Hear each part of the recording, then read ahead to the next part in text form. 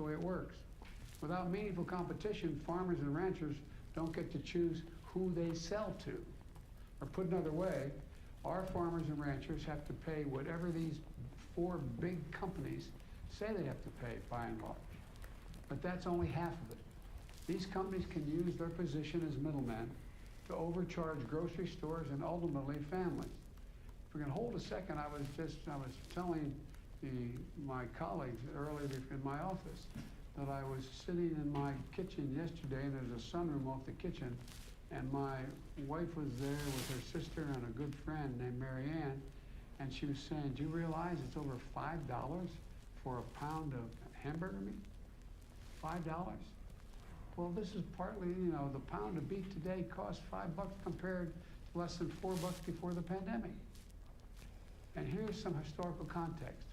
50 years ago, ranchers got over 60 cents for every dollar a family spent on beef. Today, they get about 39 cents. 50 years ago, hog farmers got 40 to 50 cents for each dollar they spent. Today, it's about 19 cents. And the big companies are making massive profits. While their profits go up, the prices you see at the grocery stores go up commensurate. The prices farmers receive for the products they are bringing to market go down. This reflects the market being distorted by lack of competition. I've said it before and I'll say it again. Capitalism without competition isn't capitalism, it's exploitation. That's what we're seeing in meat and poultry, those industries now. Small, independent farmers and ranchers are being driven out of business, sometimes businesses that have been around for generations. It strikes at their dignity, their respect, and the family legacies so many of them carried for generations after generation. So I'm here as Secretary of Agriculture Tom Vilsack, former governor of the state of Iowa, and Attorney General Garland, to talk about how we can create fair markets and more opportunities for family farmers and ranchers and bring down the price at grocery stores. There are 4 pieces of our action plan. First, we're going to invest $1 billion in new and expanded meat and poultry processing capacity, funding that was included in the American Rescue Plan to revive our economy, to bring in more competition and dignity and more farmers, ranchers, and customers. We're going to invest in new and innovative small businesses and meat processors, the lifeblood of our economy. And when we do this, we'll give farmers and ranchers more options beyond giant processing conglomerates, shore up the weak points in our food supply chain. Secretary Vilsack will share some about this very shortly. Second, we're strengthening rules to protect farmers, ranchers, and other producers. For example, the Department of Agriculture is rewriting the rules under the Packers and Stockyard Act, which was a law back in the 20s that was needed at that time and still needed to protect farmers and ranchers from abuse by processors. The last administration weakened that law, making it possible for the abuse that we're seeing now. We're going to strengthen the law to make sure it works as intended. Third, the United States government, my administration, will enforce existing competition laws vigorously and fairly. My executive order on competition established a whole-of-government approach to increasing competition. And our new White House Competition Council, chaired by the head of my National Economic Council, including members, and Brian is here today, and including members of the cabinet and other key agency officials like the Secretary of Agriculture, the Attorney General, the Secretary of Labor, the head of the Federal Trade Commission. They're all there to make sure that antitrust laws are enforced across the board. Today, the Justice Department and the USDA announced a joint initiative to make it easier for farmers and ranchers to report potentially illegal practices in the agricultural sector. Attorney General Garland will discuss this more. Fourth, we're bringing greater transparency to the industry. A free market isn't truly free without transparency around prices. How do you justify the price? And right now, that's largely disappeared in the cattle market, transparency.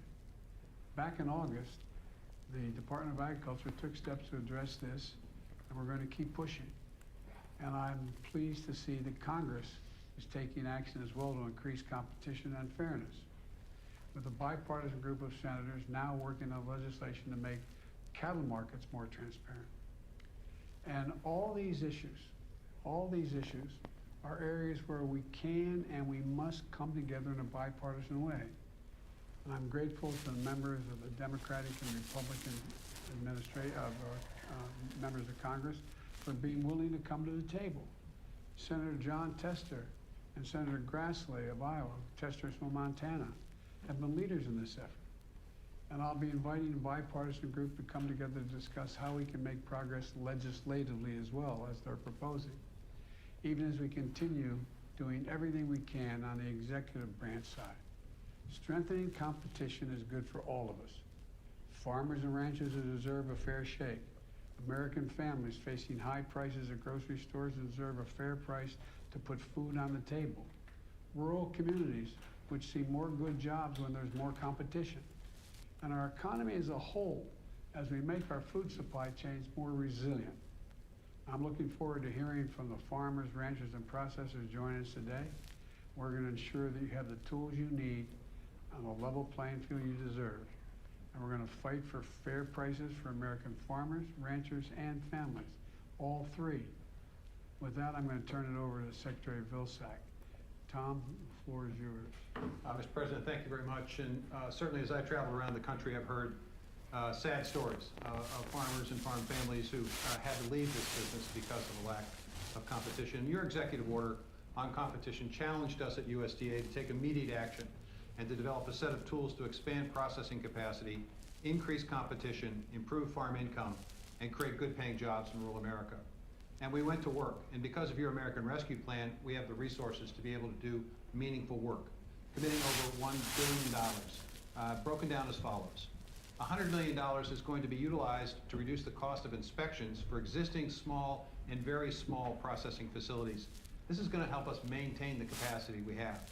$32 million in grants were awarded to 167 existing facilities to modernize their operations, to allow them to expand their opportunities beyond the state border, to engage in interstate commerce. This is going to expand market opportunity and income opportunities for these processors.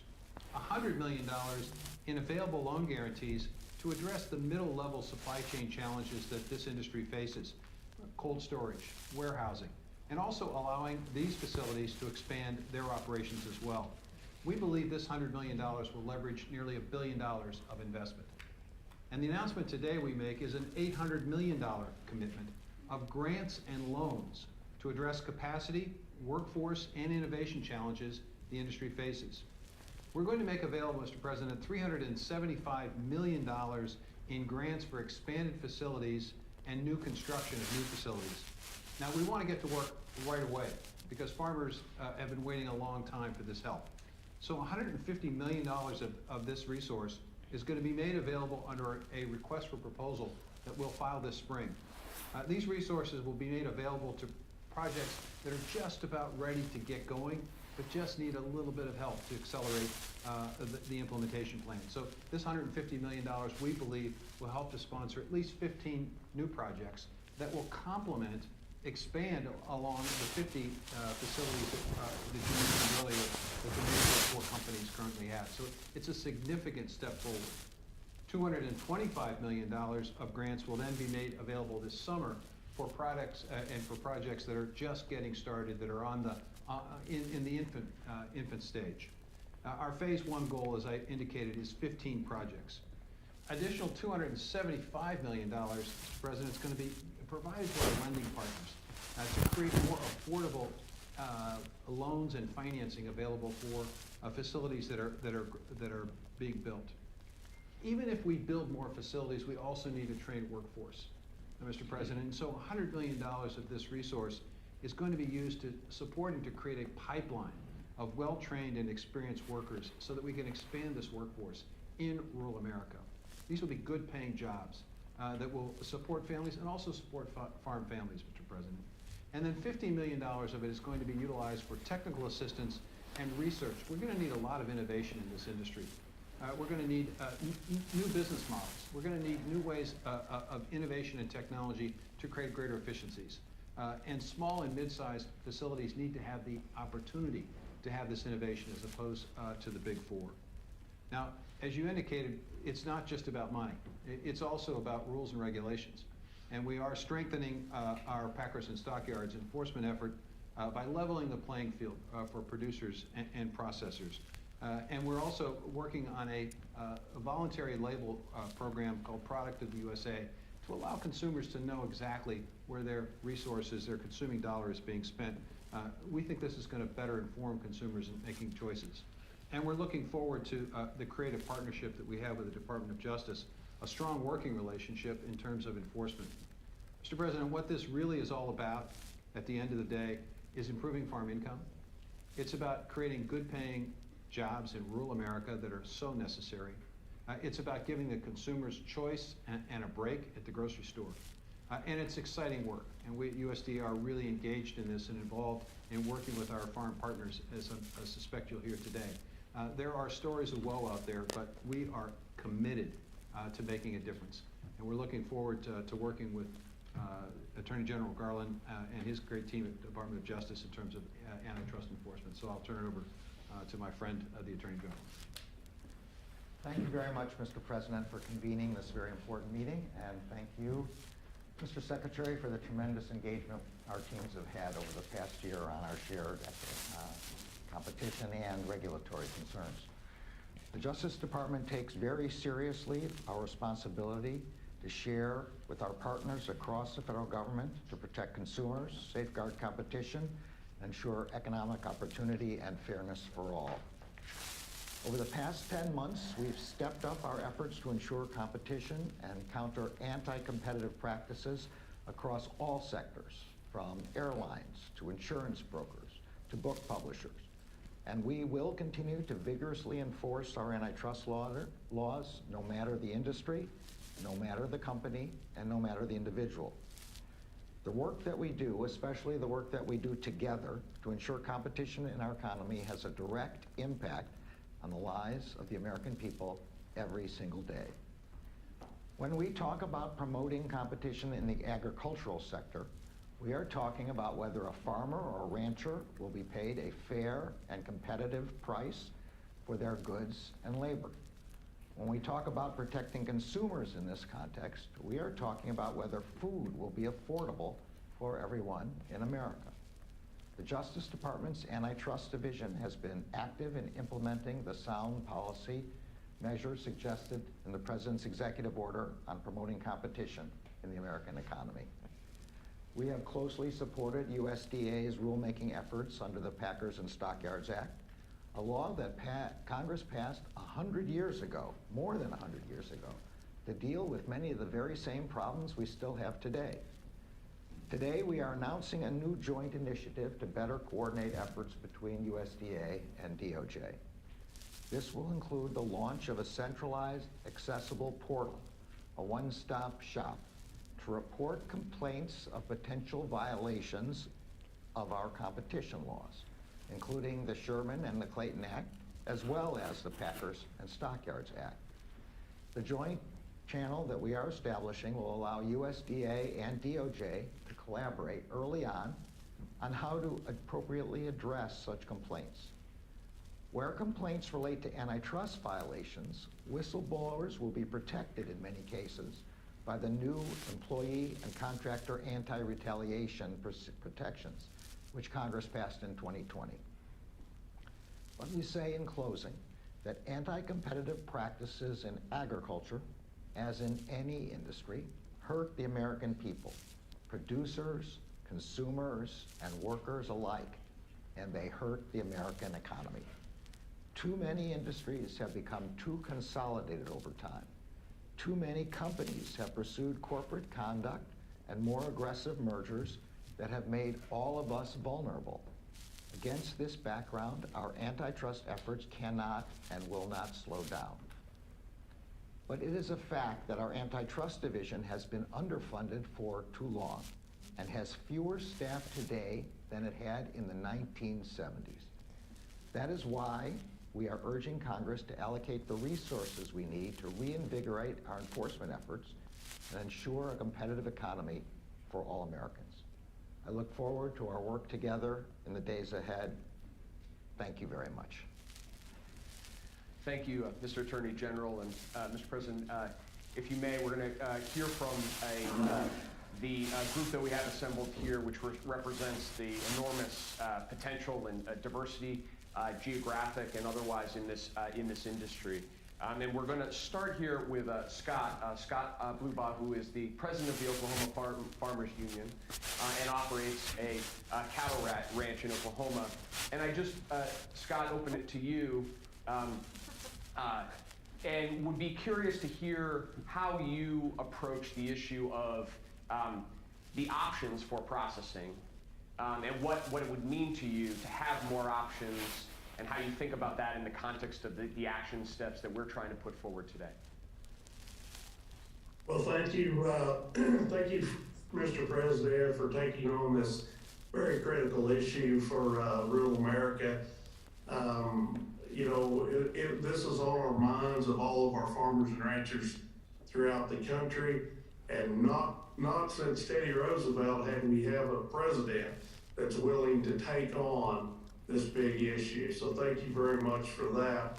To answer your question, what will it do for me as a farmer and rancher and my membership here in Oklahoma and the American Farmers and Ranchers is if we are able to be able to process our animals on a more local level, we can retain more of that retail food dollar at our farm gates, at our farms and ranches, in our family operations, and in our rural communities. For too long, we have seen the multinational meat packers suck out all of the wealth of rural America and put it in their corporate coffers, and in some cases even overseas. So we're excited about being able to have local processing done by local people and then sell directly to the consumer. You know, whether we can sell to the grocery stores, the restaurants, or the consumers directly, all of these will enable our rural communities to be lifted out of poverty. And we have a great poverty problem in rural America. So we're excited about that. In Oklahoma, I will tell you, $10 million of the first round of the CARES COVID money was actually allocated through our Oklahoma Department of Agriculture to fund some projects just as you're speaking of. So we had 196 applicants apply for that $10 million of CARES money. 40 applicants were chosen and were able to be funded with that money. And out of that, we had 19 new mom and pop small processors either open up for business here in our state, or they were able to upgrade an old facility to meet the new safety and health standards and be able to market that across state lines. We also have had great success working with our tribal neighbors here in Oklahoma. As many of our tribal organizations, their governments have put new processing online or in the process of it, processing both their cattle and their buffalo, and their excess capacity that these new plants has created has also given our independent farmers and ranchers in the community an opportunity to get their cattle processed and marketed. So we're very pleased with that and look forward to everything I heard here today. Hey, Brian? Yes. Yeah. Please. Mr. President, what Scott said at the beginning was that this was a critical issue for rural America. And I think it's critical from two perspectives that he raised. One, the notion of keeping the dollars in the rural communities where the dollars are being and the wealth is being generated. For far too long, we've had an extraction economy in rural America where these guys work 24/7, 365 days a year, raising these cattle, and then they transport them hundreds of miles away and the profits basically go thousands of miles away. What Scott's talking about is retaining those profits in the small towns. That's going to create opportunities for farmers to be able to better afford that machinery. That's going to keep the implement dealer in business. They're going to be able to support that Main Street business. That's going to keep those retail stores in business. And it also going to create jobs. And I think it's really important to emphasize, it's not just farmers who are going to benefit from this, it's also rural folks looking for a decent job. And if we do this right, with workforce training, with assistance, we can have good paying jobs to complement what's happening on the farm. So this is an incredible thing. Just so you understand how dire this is, Mr. President, and I'll finish with this. I was in Council Bluffs, Iowa, talking to a farmer this summer. And he came up to me and he said, Mr. Secretary, thank you so much for doing this. He said, I just sold a load of cattle. And he said, this is what irritates me about this whole system. I lost $150 a head. $150 a head I lost on this cattle. But I know the processor that purchased those cattle is going to make $1,800 a head. And he looked at me and he said, Mr. Secretary, how is that fair? It's not. Can I ask you a question, Scott? When you talk about, you said be able to go locally, how far do you have to go before these smaller operations opened up to sell your cattle? I mean, the average farmer, cattleman in Iowa or in Oklahoma or wherever, how far do they have to take their cattle to actually sell them? Well, if we sell the cattle to the big four processors, then it's several hundred miles, and it's a little bit misleading that we have four of these very large companies and processors, but they're located more regionally. So in many cases, there's only one option to sell to, and so it's a take it or leave it price that you're offered. So when we try to go around that system and not give our cattle away to these multinational companies, but if we can process them on a local level and then sell directly to consumers, it's just a win-win for everybody. It's a win for the consumer. They get more choices. In my opinion, they get a better product.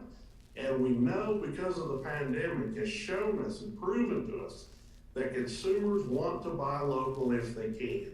And they want to know where their food comes from. And they trust the American farmer and rancher to do that. And their faith in the American farmer and rancher is far greater than any of these multinational companies. So it's just a win-win for everyone I see, except maybe these four companies we're talking about. Thank you. So, Mr. President, I want to ask Corwin Heatwell to come in. Corwin is the founding farmer and CEO of Farm Focus, and to pick up on the last point, Corwin's on the front line of actually innovating and creating an alternative processing facility in the poultry industry. So, Corwin, can you talk a little bit about what motivated you to do it and the challenges that you've had in building your company? Yes, thank you.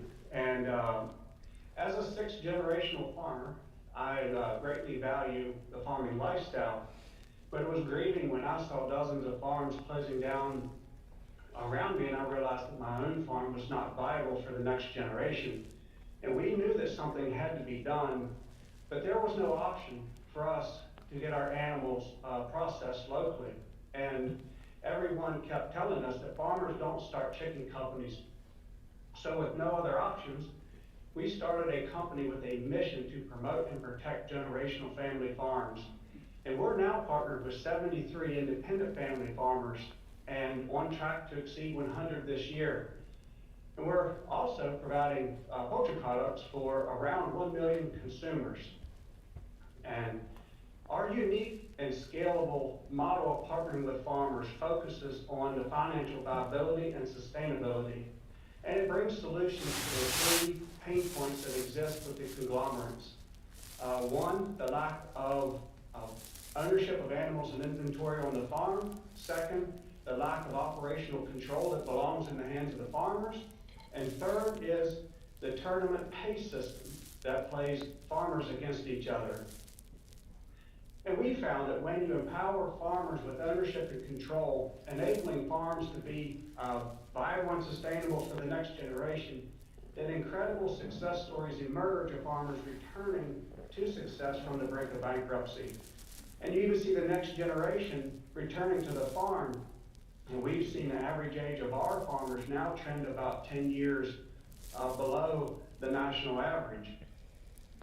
This model has enabled a resilient community of thriving farmers while bringing the consumers the transparent and traceable products that they've been looking for. And we're excited that this administration is focused on increasing the capabilities that create more options for generational family farmers. And we ourselves look forward to partnering with these new programs to expand and touch more farmers and communities. We believe that together we will continue to level the playing field for farmers and ranchers while establishing a more resilient supply network. So we thank you for your diligence in helping preserve the legacy of the American farmer. Thank you. You know, everybody, I come from the state of Delaware. Everybody thinks the big industry is chemicals. It's chickens. Chickens. Broiler chickens. $billion industries. And needs help. So anyway, sorry, I don't want to get too personal here.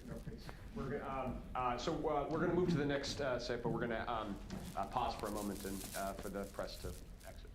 Mr. President, can I ask you a quick question about the new CDC guidance? In your view, do you think it should have included a testing component? Thank you, guys. And when will Americans get those free COVID tests, sir? Are you going to break up the big four meat packers, Mr. President? All right, guys. Same door that was in. You're confident in your COVID team? Okay. Thanks, guys. Thank you. Thanks for your patience. And Kelsey, we're now going to turn to you.